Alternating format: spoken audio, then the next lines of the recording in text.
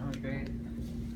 Awesome. Okay, so let's go with your question. Same one as before. From your perspective, and personally, what does it mean to you to be a bicultural Latino teen in the U.S.? Well, for me, by culture, like someone I would say is a gift. It's not something that everyone gets, especially me because I mean I wasn't born here, so I wasn't a bicultural first. But when you become bicultural, you gain a lot of new. Teachers and students, please Can you wait? pardon this One second. interruption. Just a quick reminder for all third and fourth block economics students, you'll be going to a lunch today and then reporting to your testing location after a lunch. Thank you. Uh, That sounded like an important announcement. yeah. Like I was Okay. saying. Oh, go ahead. Go ahead. Like I was saying, in by culture, you gain a lot of benefits, especially because um, you become more involved with your own culture. Like when I came here before, I came here, I really didn't was into the politics or the culture that was in Mexico. But when I came here and I got to make new friends that came from other parts of Mexico, I got to learn the different cultures that are within like Mexico. That came from another state that they live better, they speak differently, or even some people speak dialect. In I didn't know that what was dialect at first. I didn't know that there were different languages in Mexico. So you really gain a lot of experiences, and that helps you a lot as a person because you see the world in a different point of view, and that helps you to communicate with others, help other people, and especially really get to know about yourself and learn about other countries. So, Awesome. So, how do you balance sort of living within in the U.S. and having being surrounded by American culture with your heritage and your Mexican culture? How do you sort of live within those two and balance those two? um, ¿Cómo balanceas el hecho de estar viviendo con las dos so, culturas, la americana y la mexicana? well, I think that most of all, I'm really proud of being Mexican because they have teach me a lot, especially because of my family in Mexico, and I think most of the Latino country, they always teach you that family comes first. That's what something that I always have in my mind. Everything that I do, it motivates me for my family motivates me to do what I want to do, and everything that I have lost, like when I came here, I left my family here, and I left my grandma, my uncles, or my grandpa, and I didn't have the time to spend time with them, especially with my grandma who passed away last year. That motivates me to all the time that I lost with her um, to do something that I want. And what is it that you want to do? What are your aspirations for the future? Um, First of all, I want to go to college, get a major in marketing, so I can work for a big company or something. Maybe open my own business. That way, I can tell my dad and my mom to start working because my dad started working when he was 1 second. like I was saying, my dad started working when he was 7 years old. So he has been working for a very long time, and I want to be able one day go up to him and tell him that he can start working and that I will take care of him. And also I want to like I say get a good job so I can help my younger sister. She's only 3 years old. I can help her to go to college and make her a new life, and also to have myself a better life. And one day I want to open on a restaurant because I work in the kitchen and I kind of like cooking. So I want to open a restaurant in Mexico, especially because I want to help the economy. I want to create jobs for people that really need them, for people that they actually have everything and they really appreciate what they have. So that's one of my goals that I have. Awesome. Those are fantastic goals. Um, so, Christopher, you mentioned in your responses that one of the great things about being bicultural or, having these two cultures gives you different perspectives. Can you tell us more about that? Yes.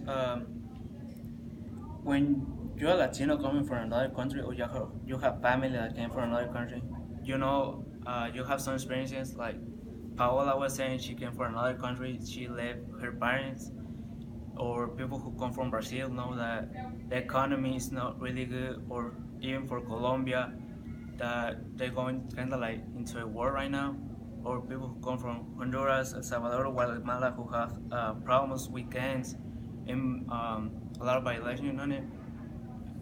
We see the war different, and we actually we give everything onto what we do, so we can change that. And being my coach, there are other things that motivates me to because I want to change the stereotypes that they have about us on the Latinos, all the bastards that they say that we all like we're dropouts, or we really don't care about school, that we just come here to work and we really don't care about anything. I want to change that and actually do that to something better. Yeah, you mentioned that in your response. You said that stereotypes are one of the most challenging things that you have faced. So can you talk to us about that? So you mentioned about the dropout rate, that kind of thing. What are some of the other difficulties you've faced with stereotypes? When I came here when I was 12 years old. So that's when that time of point when the kids start to playing around with other kids, and they start to bully or saying things about other people. So when I came here, as soon as they knew that I didn't speak English, they start saying that I wasn't smart, or that I was just wanting to go to school just to make friends, and that's it. I think that's the one that the stereotype that I face the most, and that affected me in a way that I lost my confidence. Before I came here in Mexico, I would talk to anyone with no problems. I would turn in front of the whole school, which I did one time, and now it's kind of hard for me to express myself, especially like right now. So I think those stereotypes that I have faced and that most of the people face are the ones that really affect us as Latinos, because the thing that only one person does, it will affect the whole community. So I think that us as being Latinos, we have responsibility to be someone good in these countries, because we only not represent ourselves, now we represent our country and other countries that speak Spanish or that are Latinos. Awesome. Wow. Okay, that's great. Okay, so final question, same one as the rest of the guys and girls. So it's important for brands and companies to connect with teams like you. From your perspective, what do you look for in a brand and a company? Uh, First of all, on the brand, the design of it has to be like really good. So first of all, you become interesting with the product. Then you see if the product actually is gonna help you some way. But what I really look into a brand, and what I think that most of the brands has to need is to find a way um, to make it to target it to other people, not only to a certain group. So I don't know how to explain it. Está bueno. Okay. I don't know how to explain what it's like. ¿Qué quieres decir? I don't know.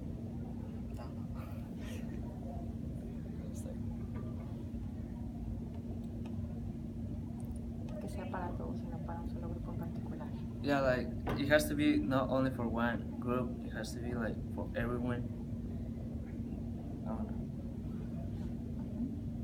Yeah, so united and more about all groups being together. Yeah. Okay. And then, so within that, within that unity, within that togetherness, how do you think that brands should connect with Latino teens?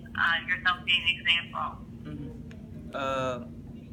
And like for me, I really don't watch TV anymore, and a lot of teens really don't do that. They're more on social media right now, and what I really think that it will connect them to a brand is like using like maybe Facebook people or right now like YouTubers is something that is really helping a lot of companies because like um, they will do anything that famous people do. That's something that it has happened like before. They used to like in Televisa they would use like famous people to buy like certain product, and I think that that will help a brand to communicate with teams like use YouTubers or maybe just people who are like influencers, yeah, like in that internet right now. Cool. Awesome. Okay. And what about from like a cultural perspective or a content perspective? Do you expect that brands would connect with your culture, your interests, and your lifestyle? If you expect that the brand will connect with your culture, your interests, and your lifestyle. Though the brand will I mean it depends what they use, especially if they use like I don't know if film stars like Enrique Iglesias or Prince Royce or someone like that will definitely connect with the Latinos, and also like or the events like right now Coca Cola is doing the heritage of Latinos that will make the Latinos closer to that brand. Okay. Awesome. So it sounds like we're doing an okay job. All right. Awesome. Well, thank you so much, Mr. Farr. Those were really great. Thank you. Thank you so much.